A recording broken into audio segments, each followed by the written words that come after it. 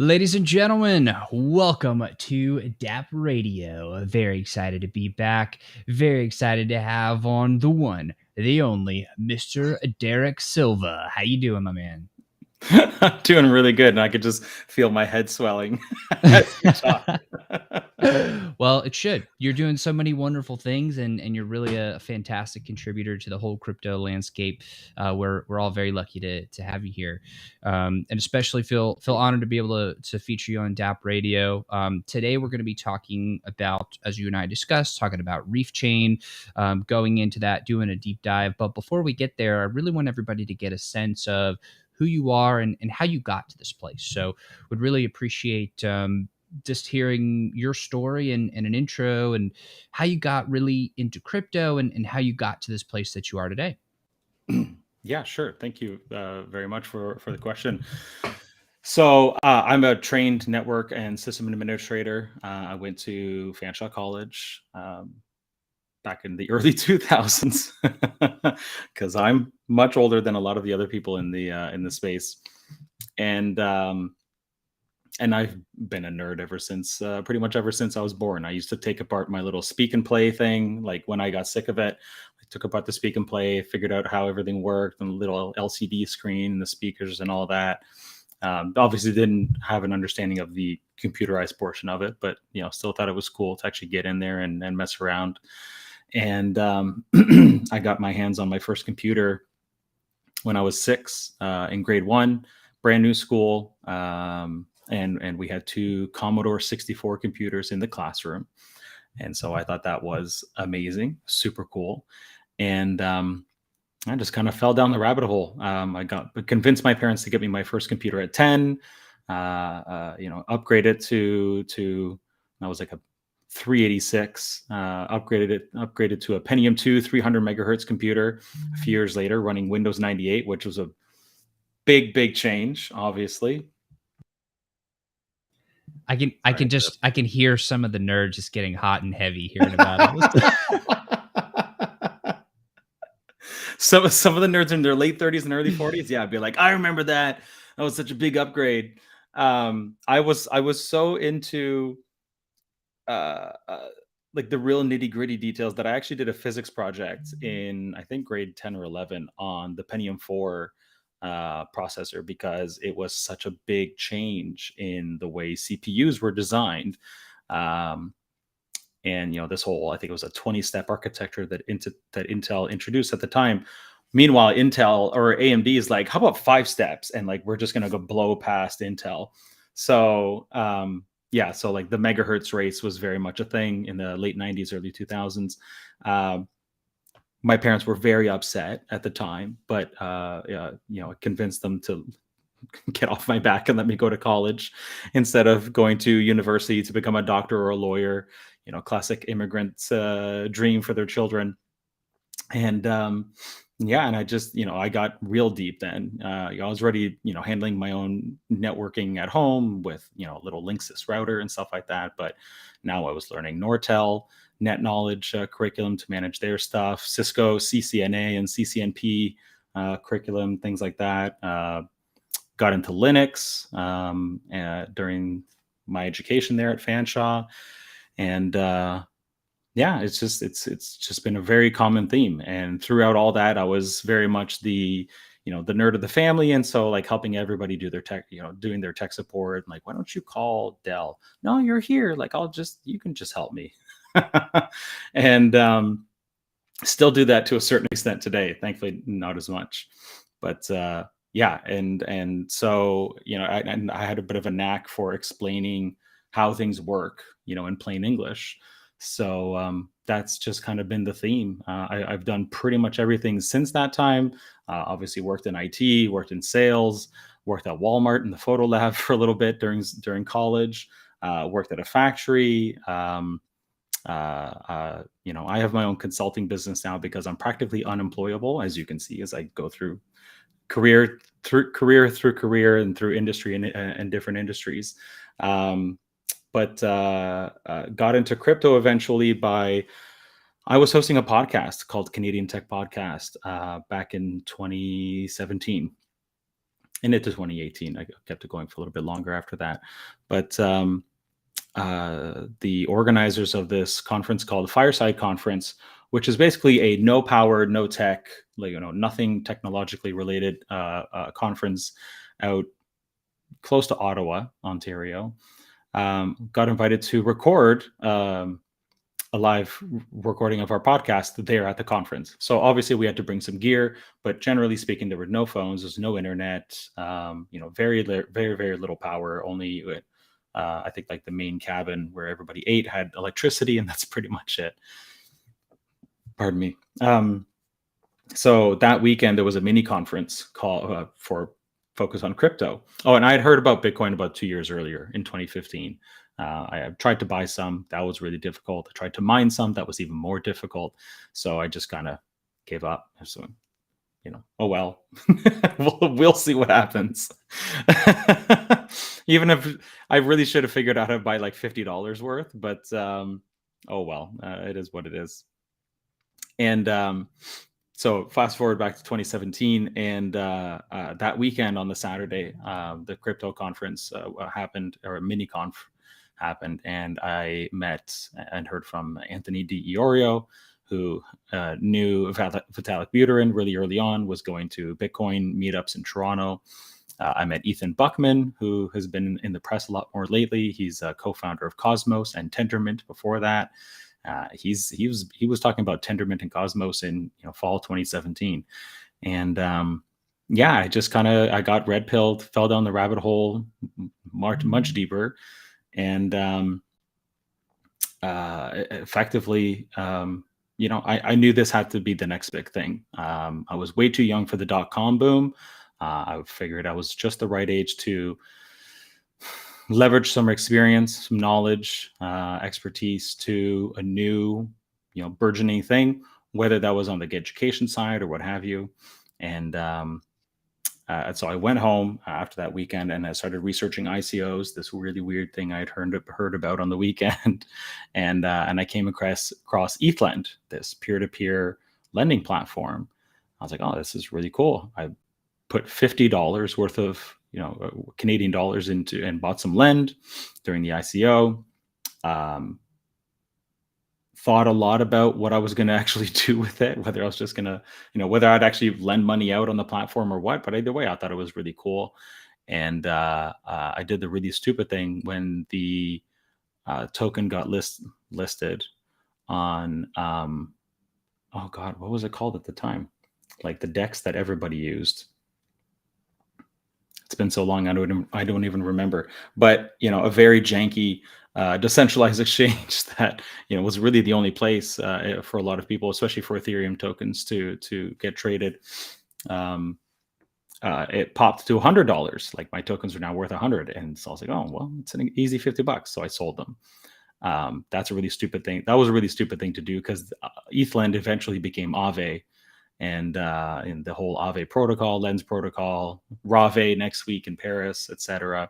I don't know what that would have been worth now. Best not to think about it. Really, I'm fine. Honestly, I don't sit here and think like, what would have happened? And I actually haven't gone back to do the math because it's really not worth it. At least mentally, it's not worth it. So. And then to wrap this little bit of a segment up, sorry, hopefully you can't hear the honking outside. They're actually also early buyers of ETHLend and Aave. They tuned in, so they were just honking. They let you know they were there. Yeah. Yeah. And thank you, Dragos DYDY. Ether Delta, not Fork Delta, because that was the fork of Ether. It was Ether Delta. Thanks for the reminder. And so it traded them on Ether Delta for, I don't know, probably more ETH at the time.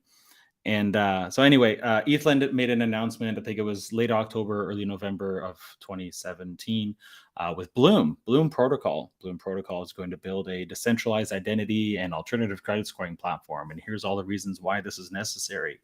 And as someone with family in Europe, specifically Portugal, I thought it was the bee's knees. I thought it was really, really cool that somebody was going to take on Equifax and TransUnion, and try to make something better and different that actually applies all around the world and works more or less the same all around the world, instead of the incredible differences that are very penalizing to pretty much anybody who doesn't live in, I guess, one of the Five Eyes countries: Australia, New Zealand, Canada, US, UK.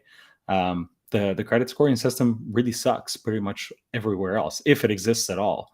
And so I got into that community, and I just started helping people out. I started helping out, answering questions. Um, most of the team was on the West Coast. I was in Eastern time, not on the coast, but Eastern time zone. And so, I just became more or less a parrot, and copying and pasting responses that I'd already seen, but people are, during the build up to a public token sale, a lot of people ask the same questions over and over. That's a pro tip for those looking to get in early in a community and provide a lot of value. Get in, look at what the mods are saying, the founders are saying, and when people ask the exact same question, just show them what the legitimate people are saying, and that's a huge value add.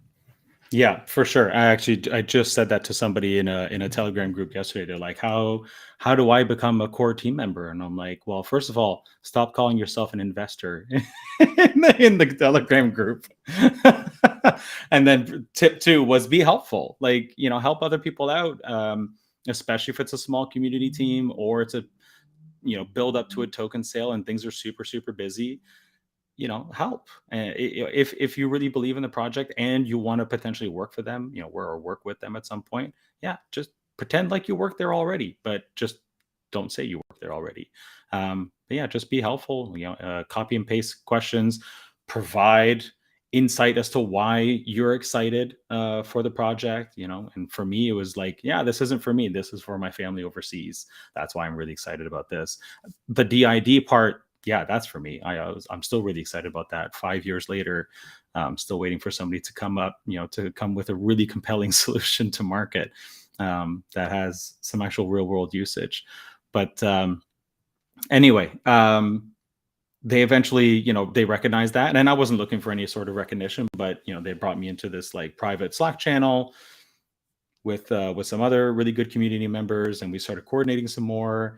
And then after the token sale, and after an attempt to bring in an outside community management firm, which I don't have a lot of details, but it did not go well. They extended an offer to me to be the head of community relations for Bloom Protocol, and it was more money, it was more flexibility, it was mixing that passion or hobby with a career opportunity, and I took it. That was February 2018, and been working full time in the space. Went 3.5 years without a vacation until last summer. Been working full time in the space ever since then. So that's the very long version of how I got into crypto.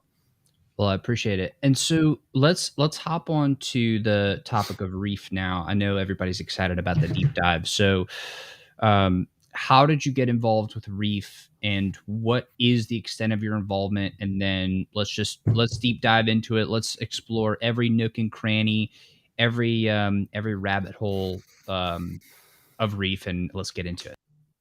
Sure. So to skip a few years, I've worked with Tegan Klein a couple of times now, who famously helped launch Orchid Protocol. And then went on to work at the Graph, and is now a co-founder at Edge and Node, the original team who got the Graph off the ground. And she, I think it was her. She introduced me to Valeria Kolostenko, who was at the time half CMO, half COO of REEF. REEF Finance was the brand at the time. So that's over a year ago now. And Valeria and I got talking, and she's like, basically we need to bring a Discord server online. I think there used to be one. I don't know where it is. Let's just get a new one up and running, and get that going. And I was like, terrific. Yeah, that's great. Let's do that. They already had a really strong Telegram group, 4 or 5 mods there, mostly in Europe. I think 1 or 2 in Asia, but good community. So I'm like, we just want to be where the people are. So it started off with, get the Discord up and running, get some mods going, etc. And then eventually it branched out to also writing what it was at the time, a lot of integration announcements or integration, upcoming integration announcements with this project and that project and this other project, whether it's DeFi or an NFT collection or a game or what have you, a DEX.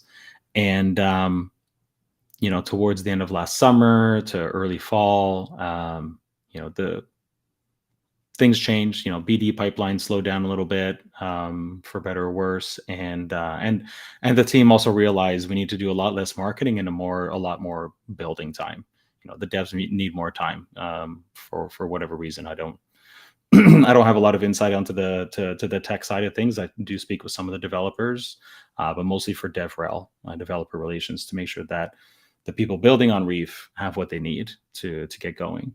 So so then expanded to writing a lot of content, and over time, as needs have changed, I've tried to adapt and also bring in some other folks to help provide labor where it's needed, provide resources. So I'm on a lot of BD calls these days. I went to NFT NYC looking for projects to build on REEF, for artists to mint their collections on REEF when it's time, and stuff like that. And next week I'm going to Paris, dual roles. I've got some BD work to do there. I'll be meeting with some people in Paris, speeding up hopefully some potential integrations or the timelines on integrations, and also helping run a hackathon at the end of next week. So so these days it's a lot of, I don't know, kind of just kept stepping up the chain. And Valeria left earlier this year after ETH Denver, and so I helped fill some of that role. Brought on Ashutosh Sahu, who also helped fill some of that role. Not Cassie Underwood. That's a half name there. Cassie Doubleday, who's our head of growth and does a lot of the work. We got new writers, we got new content people, new marketing folks as well to help out, because a lot of that build time is pretty much done now. We are going to release Reef Chain version 9. I don't have all the details there yet at this point, but that was mentioned briefly recently. So and, I want to jump in for a second, because I feel like we're going a little bit too far into Sure, sorry. Going too far without establishing the foundation of what even is REEF. I feel like it's really important that we lay this foundation of what is it used for, and let's really deep dive into the fundamentals of the project itself. Sure. So for anybody who's been around since day one, or maybe has read some old content, the original goal for REEF was to land a parachain on Polkadot, and to be this DeFi operating system, basically a massive liquidity aggregator or token aggregator, so that no matter what you wanted to do or where you wanted to farm or what have you, you could bring all those tokens to REEF and do that on the REEF parachain. But a year and a half ago, almost nobody, actually, I don't think anybody knew when the parachain auctions were going to happen, which was a big question mark. And I heard that widely at the time. And everybody that REEF was talking to at the time, all these developers and project leaders, were saying, we don't care if you're a parachain. We're looking for a really good layer 1 or a really good solution that's fast, inexpensive, EVM compatible, Ethereum virtual machine compatible. And the REEF team had what it took to make that happen. So in trying to make REEF more relevant, keep it more relevant for the future as well, and to respond to effectively customer demands, the team decided to pivot, launch a layer 1 instead, not a parachain. Uses the same tech. It's built on Parity substrate. It's EVM compatible.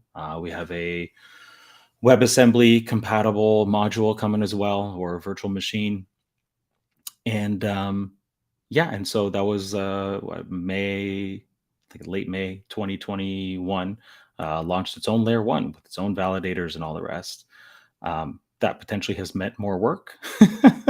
But yeah, and so what it's really good at is actually keeping the transaction cost really low for some of the most gas intensive transactions you can actually do on chain, depositing funds or withdrawing them from a liquidity pool, minting and buying NFTs. Really frequent stuff potentially, depending on how it's made, but really frequent on-chain stuff like playing games. There's a game on Avalanche that I know of where like every attack and defense is written to the chain, which quite frankly I think is an awful idea. But if you wanted to do that on REEF, you could do it, and you could do it really, really inexpensively and really affordably. So yeah, and one part of our marketing is we don't blow up the numbers to theoretical maximums and all this other crap that a lot of people do. We could talk about theoretical maximums all day, but it's not real potential usage. So the testing that the team has done last fall showed that we could send and receive, or people could send about 550 transactions per second if you're doing like ERC20 token sends. As opposed to, and Sustained. can we compare that with Ethereum just to have a benchmark? benchmark? 15 TPS, I think it's somewhere around there. Like it's dramatically faster than Ethereum. It sustains better performance than Polygon, and it's right up there with real sustained performance for Avalanche and others who say they're super fast. But when you actually go look at the blockchain or look like a blockchain explorer like Snowtrace or Polygon Scan, you see that it's not that much faster. Like Polygon is often 50 to 60 TPS with a very long queue during busy times, 4 or 5 months ago. Avalanche has seen bursts up to 900 and something transactions per second. But I've also seen lots of situations when I'm actually trying to use Avalanche, where you're somewhere between 45 and 50 TPS. The blocks are only half full, and you have another 8,000 transactions in the queue. So potential, C chain performance of 1,000 TPS, which, I think if everything is screwed on just right, and the stars are all aligned, and Jupiter's in retrograde, and all this other crazy stuff, yes, it hits that. But the fact that they're now doing subnets, and Polygon is really focused on zero knowledge proofs or snarks and all this other stuff, shows that even they have a long way to go to scale. And but we've got real sustained performance that we can do at hundreds of transactions per second, so 550 TPS just for sending tokens around, 450, 460 transactions per second for those really heavy transactions I was talking about earlier, depositing money into liquidity pools, which is something that lots of people want to do on a chain. Obviously, taking it out at some point, making trades on a DEX, etc. These are all transactions that, at the worst of times on Ethereum, can cost you 50, 60, even a couple $100 if you really want to jump the queue and get in front. And that's ridiculous. I don't want to pay those sorts of funds. You live in the States, Ben. Like I imagine you don't want to pay that sort of money just to process a transaction, especially if it's under $1,000 worth of tokens that you're moving around or putting somewhere. And it shuts out the other 4 billion, most of the other 4 billion internet users that are already online, and certainly the other 3 billion who don't have internet access yet because they are in some of the poorest countries, and realistically, they need this technology way more than you and I do. And part of the reason I'm in this space is to get this technology out there. I want people in Nigeria to be able to earn 10, 15%, 50% APY by being a liquidity provider. I want people in Vietnam to be able to play games and earn a buck, in play to earn type situations, stuff like that. If there's a market for it, and there's 2 willing participants, then it should be allowed. And these are the types of technologies that can enable that in a really permissionless, sensorless way, and most protocols have at least some of the control in the user's hands, and obviously a lot of us want to be in a position where 99% of it, if not 100% of it, is in the user's hands. So like I said, I'm really here for the next wave, this next big thing that is changing people's lives, has changed people's lives. Sometimes, unfortunately, for the worse, if they've been focused on the speculative side of things. But if you're actually using dApps and getting really engaged, then you've also been probably the beneficiary of a windfall of airdrop tokens as well. And because you're here, hopefully for the right reasons, very, very subjective term, but yeah. So anyway, REEF is really good for those three types of categories of transactions. Obviously, you can deploy any EVM or a Solidity smart contract on REEF chain now, hook up the RPC to your front end, get a REEF chain browser extension button there, and go. It doesn't have to be in one of those three buckets, but those are some of the most expensive things you can do on chain, and so those are the ones we target in our messaging. But there's all sorts of things coming on board, and things are changing way faster than they did even during the .com boom. So it's there's a lot to keep up on. I agree. And I appreciate you breaking that down for us. Now, I'm really curious because to me, a lot of what happens under the hood is it's fascinating, and it's humongously interesting and very relevant to all of our lives how this actually works. And I feel like for the average user, even the average crypto user who by definition must be somewhat technologically literate, it's pretty difficult to understand and to be able to tell why something is the way it is. So for example, talking about the TPS of AVAX versus Polygon versus REEF, what's the actual difference? Because a lot of people are like, these are all L1s, these are supposed to be Ethereum killers, and they all say they're super fast and they're changing the world and innovative, but what's actually the differentiating factor? Is it the architecture? Is it the validators? Is it something else? So maybe you could just dive into and explain how it actually works and why the technology allows for so much higher throughput. So a big part of it is the underlying architecture. So being parity substrate was really built to be fast, right? I think Polkadot itself as a layer 0 runs at about 1500 TPS.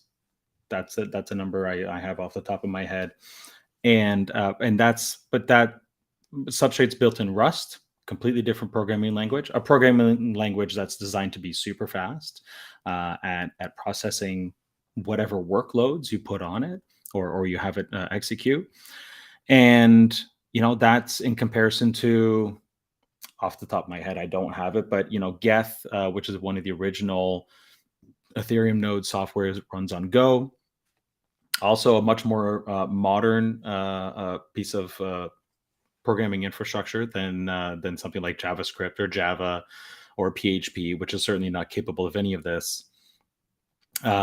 Or Python. Python is tried, tested, and true. You could probably build.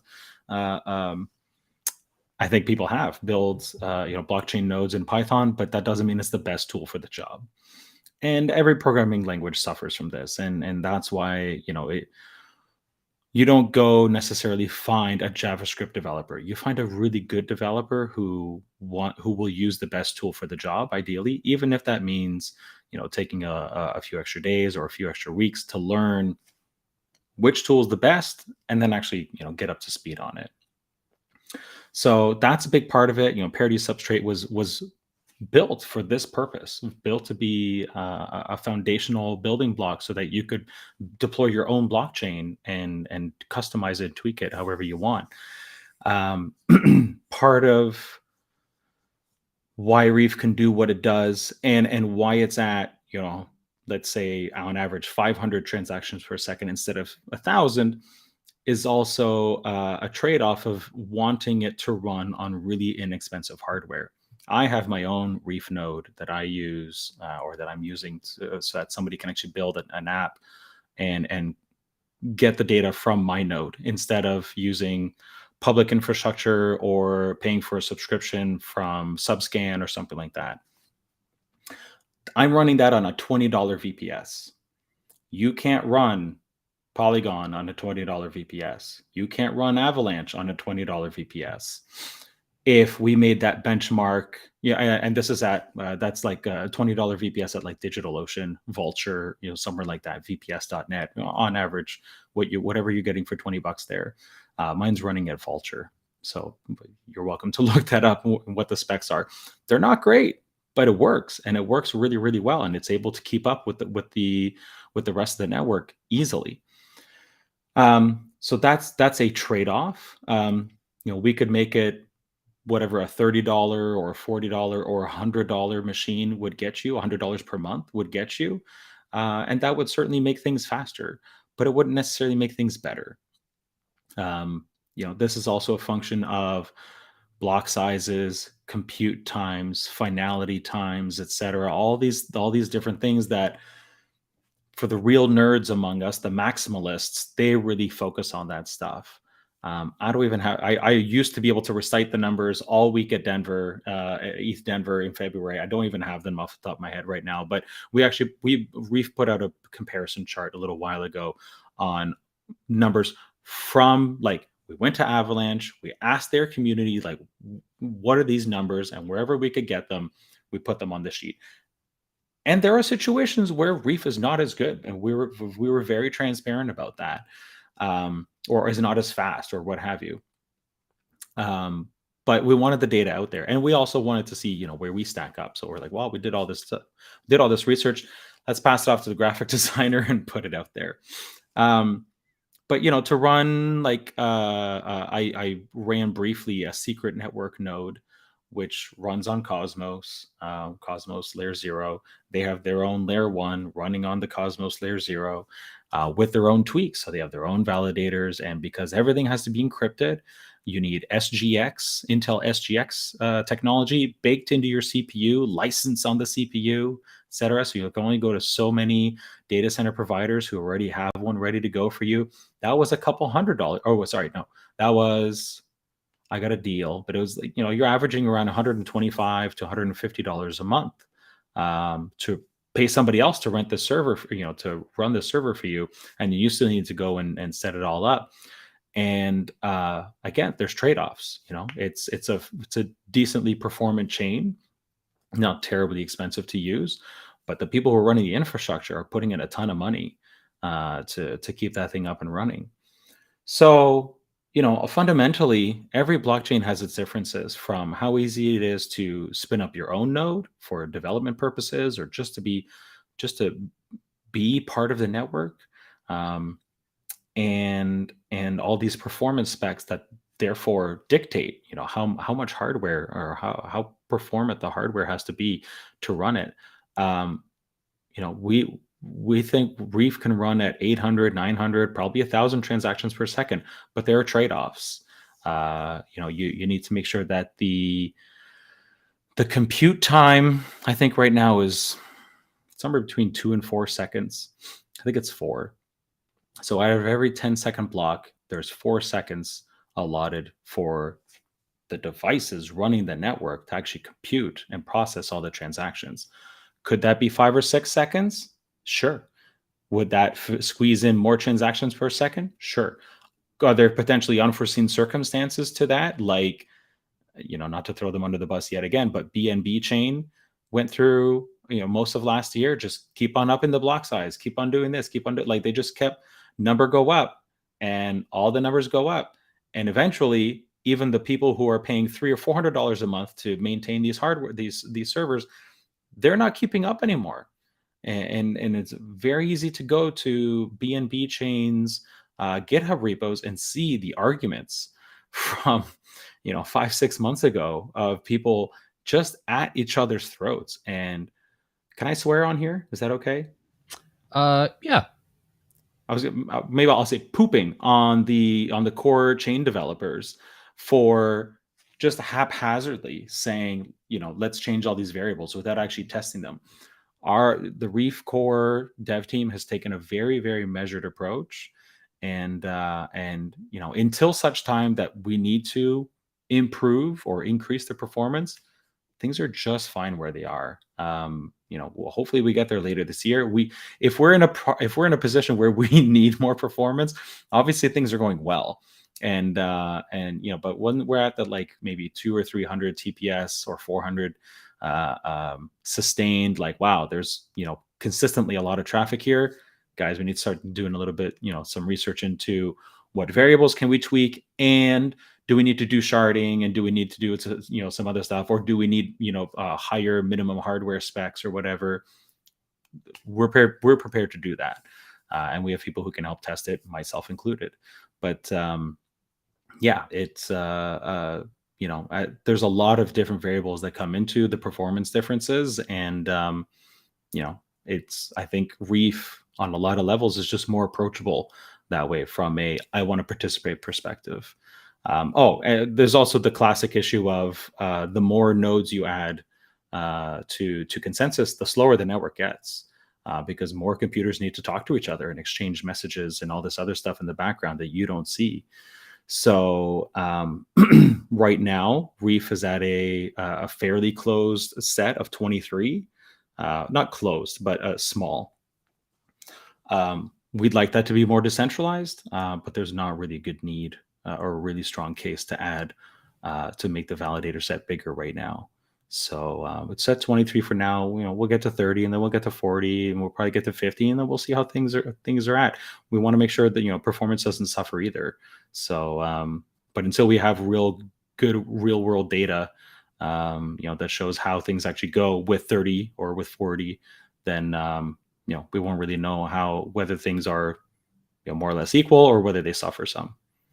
So it seems like it's a combination of some innovation on the software side and the internal structure of the code, building the architecture for how things actually work, and the consensus mechanism, and all of that, in addition to a decision on the size or the timing aspect, the size of everything, and also bringing in the hardware perspective, trying to make that more approachable to allow more people to participate in a less upfront resource intensive sort of way.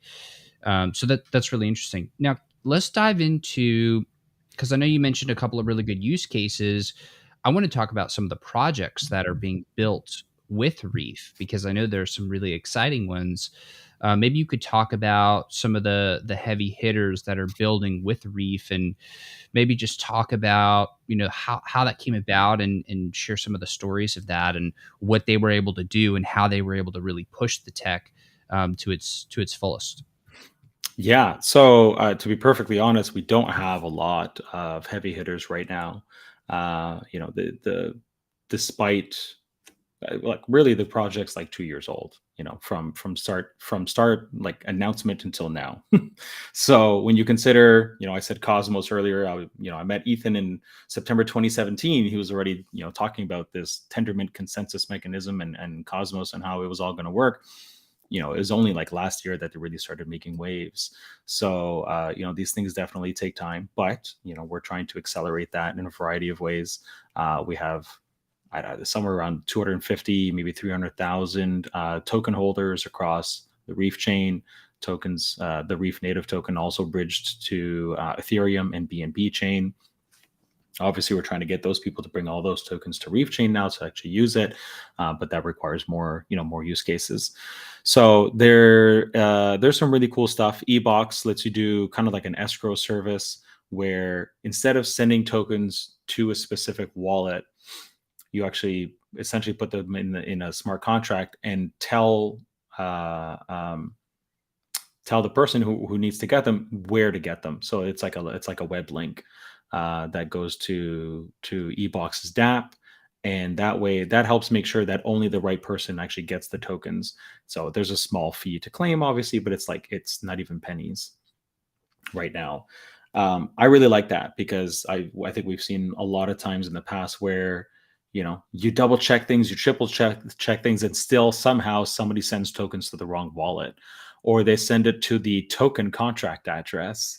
I know I've seen that many times, in situations like that. And so that kind of removes that risk where you put them into a smart contract escrow wallet. You give the Telegram, or you give the link to somebody over Telegram or Discord or email or what have you, and they go grab them themselves. So I like that. We've had some major integrations across centralized exchanges. Binance added REEF chain integration, not Binance US yet, but Binance everywhere else. And so that was a big win for us. Made it a lot more accessible to people. And so we've got some more of those in the works. You know, anybody who comes to us now is like, hey, let's do this marketing thing. And I'm like, oh, we can do the marketing thing as soon as you add REEF chain deposit withdrawal support. That'd be terrific. Besides that, you know, we have some early grant recipients who should be able to launch their stuff really soon. That included, I shouldn't even say. We have a couple of different NFT marketplaces. Those are coming really soon. Those should be in August. The REEF card, REEF MasterCard, actually launched in the UK and Italy earlier this week. So that was huge. Part of the early adopters program. That's up and running. People can actually order one. I know people actually already have them in hand. Pardon me. In hand, and have been using it. And one big thing we need to do there. Sorry, one sec. This is the fun of doing things live, everybody, especially when you have a host that likes to ask really open-ended questions and open the floor. We edit that part out. We're live. Yeah. Anyway, so what we need to help enable more of that, or more REEF chain integration there, and a lot of other places, is custodial support, which is something that I didn't think was going to be necessary, to be honest, until a few months ago. I was like, oh, I got to call these companies I've heard of, like BitGo, Fireblocks, etc., and now work with them to get REEF chain integration happening. And of course, they have probably some of the longest pipelines in the world because everybody wants that. Every L1, every L2, maybe an L3 if there is such a thing yet, and you know, wants that custodial institutional support. So regardless, you know, we will get there hopefully later this year, and then that will enable people to be able to deposit and withdraw tokens on REEF chain for their REEF debit card. Right now it's ERC20 only, but we'll get there with that. We have a variety of discussions happening with major and you know, some smaller stable coins to get them to come to offer official REEF chain support instead of just bridging. Multiple bridges in the works. You know, one or two that we will support really heavily as a core team, and hopefully, you know, users will find their favorites and support them as well with some of their own liquidity, and you know, earn some money for being a liquidity provider on those bridges as well. I'm one on Seller C bridge, which is great. Love that bridge. Love the team. And and potentially others, you know, in the future. So yeah, it's been on quite a lot. That's yeah, it's been a lot of like, yeah, we're almost there. Yeah, we're almost there with a lot of stuff. And then I think one nice thing about the slowness that has happened recently is that it's actually allowed people to focus a little bit more on more of that foundational stuff, and that's what we've been trying to push here at REEF. And so a lot of the noise has died down, which is nice, and it's actually a really good time to just sit down and think about roadmaps and proactively plan what you want to do next, as opposed to reacting to the latest hot thing. It's in, you know, it happened a few years ago, and you know, we're kind of in a similar period right now, and yeah, it's it's actually a nice time, despite how some people may feel about it. Well, as we all should know by now, this is the time to build. So Yeah. it's really exciting to hear that that's exactly what y'all are doing. You're taking the time to rethink, reorganize, and hit the ground running, because that's exactly what it takes in times like these. So Yeah. I'm curious, because I, of course, have a special place in my heart for the gaming space.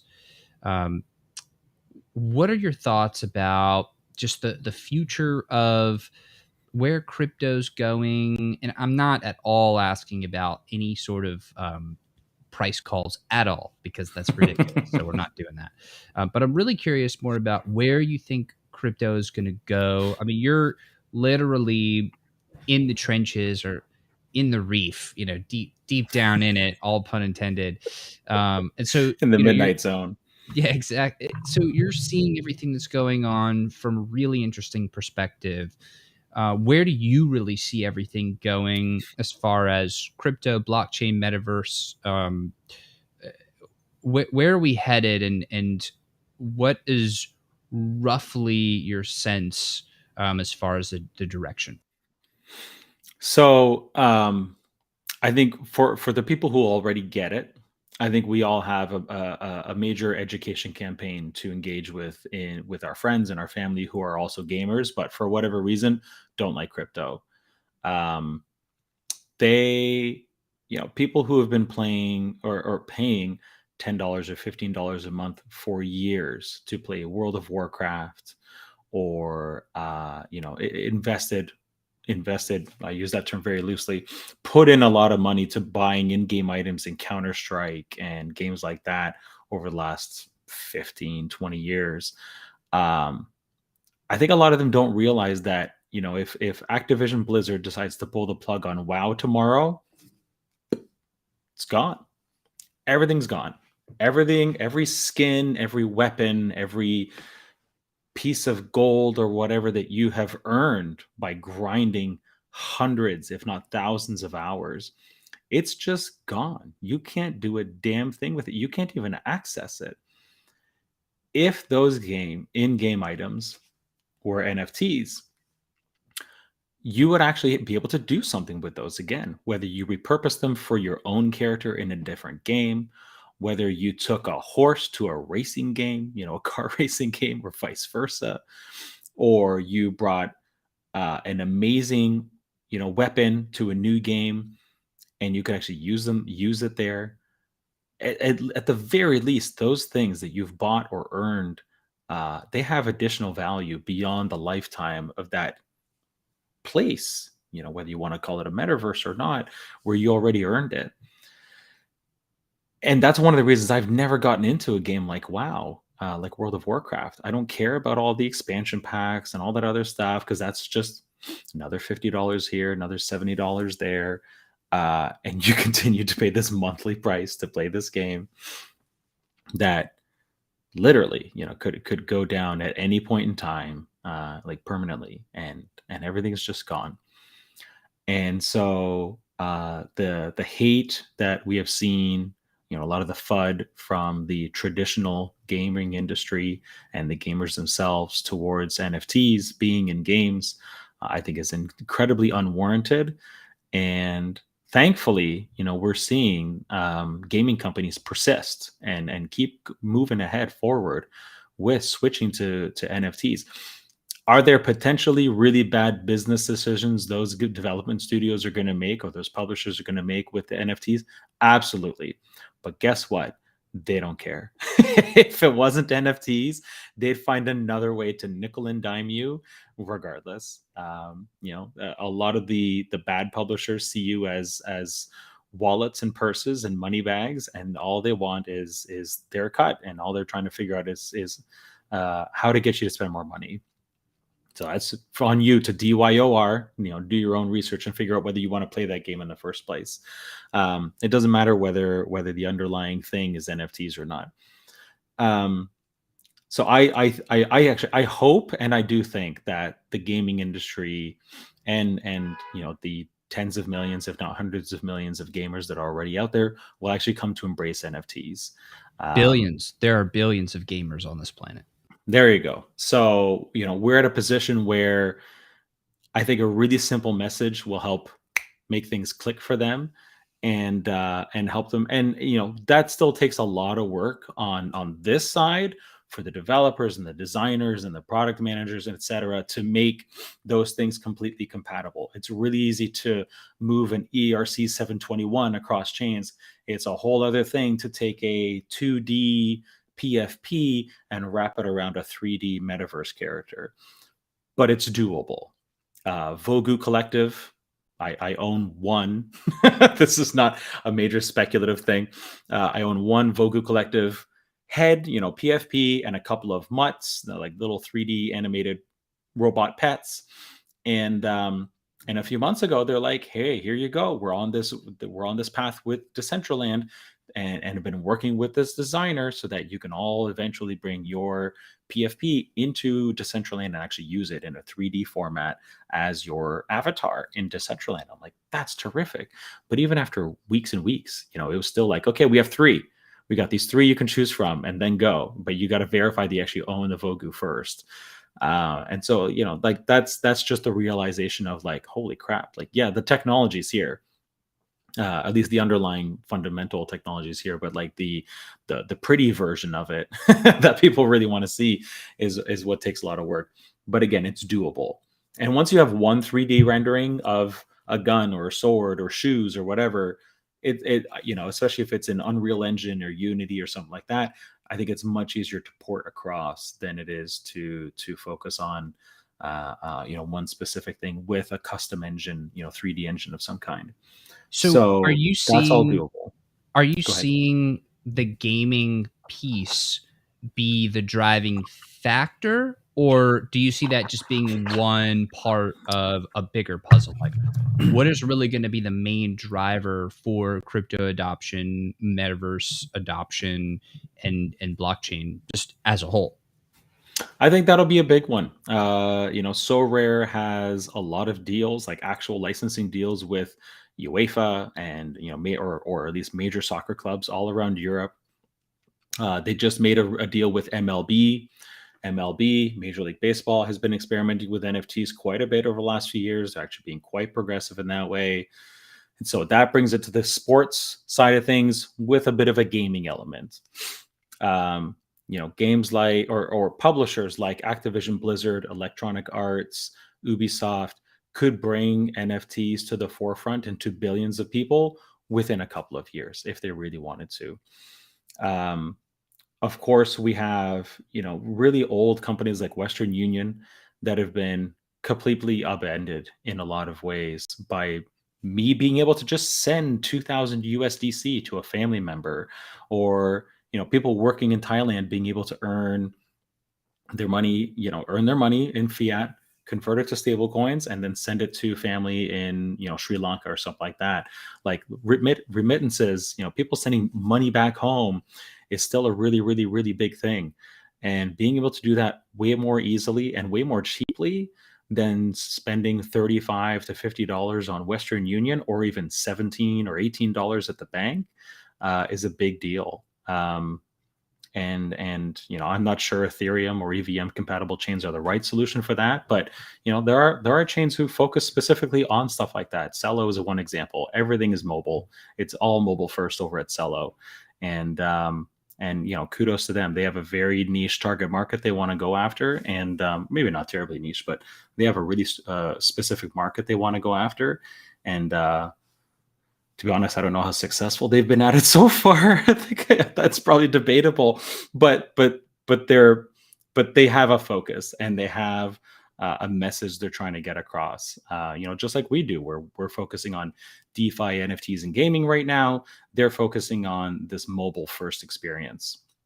And despite some initial, I'm looking for my phone, despite some initial issues I had with the Valora app, it's getting better. Everything's getting better, which also opens up opportunities.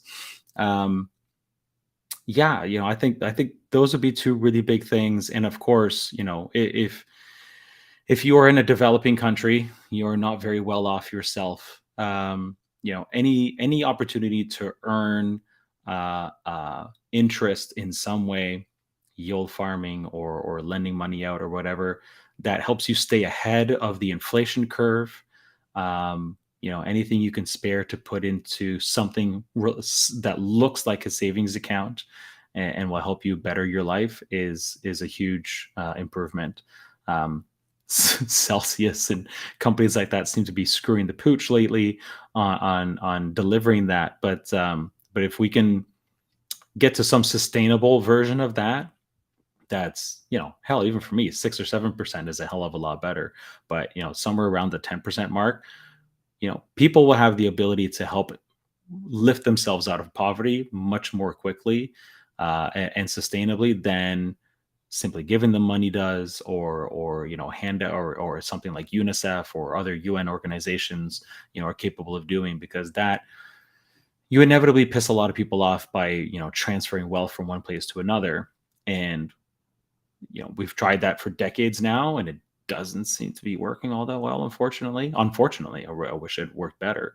But for people who have a job and can put a little bit of money away in a vehicle that gets them a decent interest rate or earnings out of it, token price obviously can do that really quickly, but sustainably, some sort of other vehicle, I think that's great, and I think they should have access to it. And those governments in particular seem to want to get in the way more and more than some others. Mine and yours sometimes seem to like to get in the way too, unfortunately. But yeah, it's for me, it's just, there's a market there, so let it flourish, and hopefully the jerks get weeded out, or people figure out who they are and don't deal with them. And every industry has scams and spam and stuff like that, and we will figure out a way to weed out most of them. It'll never be perfect, but it's, well, actually, in some ways it's gotten easier to scam people these days, even outside of crypto. But in other ways, people are getting more educated and realizing the government doesn't call me, with this weird message about me having a warrant out for my arrest at the border or whatever. Like, this is BS. So you just ignore it and move on with your day. Well, to me, it's actually, I'm very hopeful for the future. To me, we're getting smarter collectively as crypto, blockchain, metaverse, gaming, all of us, both on the dev side, on the participant side, the gamer side, the investor side, all of it. In every way, every day, in every way, we're getting better and better. And so the more time that passes, hopefully, the better that we get. And it seems like a lot of people share that sentiment, and we have a lot of really smart people in the space right now, and more coming every single day. So that's very hopeful. And maybe it's hopium, but I really don't think it is. I think it's just the truth and the reality of it. So very excited to see the future. Derek, I want to thank you for coming on the show and chatting with me. One last question before we sign off here. We kind of laid out how you got to REEF. We did a deep dive into REEF. We talked about really what the future of crypto, blockchain, metaverse could look like. Hopefully, what we will see in the future. Let's just connect the two on the REEF in the future. What do you think is going to be one of the biggest contributions, or the major contribution that REEF brings to the ecosystem, and what's really the end goal for REEF? And we'll go ahead and sign off after that. Sure. That's a really good question.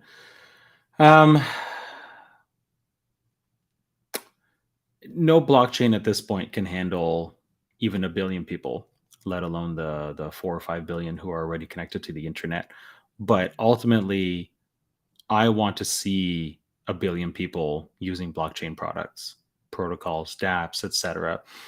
I don't care if it's gaming. I don't care if it's DeFi 3.0, 5.0, whatever, decentralized social media sites, persistent decentralized storage, etc. There are so many things that are incredibly centralized. Email is actually one of the best versions of a decentralized technology, because anybody can spin up an email server, anybody can host their own email, you can get your own domain, etc. You don't have to use Gmail, Hotmail, Yahoo, whatever, or your corporate email. Certainly not for business, for personal stuff. Don't do that. I hate it when people do that. And I want to see more technologies look like that. Yes, sure, there's a few centralized providers of X technology, but it's still really easy to get your own, to start up your own server, or to start up your own version of that, fork it, put it live, etc. Ultimately, I think we are re-decentralizing the internet. It was incredibly decentralized for a little while, and then Yahoo and Google and Microsoft came along and messed that up for us in a variety of ways. And and I think a lot of people are sick of that. I'm not going to get into alt-right, my truth versus your truth sort of stuff, but that has a role to play in the amount of censorship, especially in developing countries, that happens on various social media platforms. And ultimately, REEF has a role to play here in providing a very neutral playing ground for people to launch decentralized applications and protocols that help move society forward.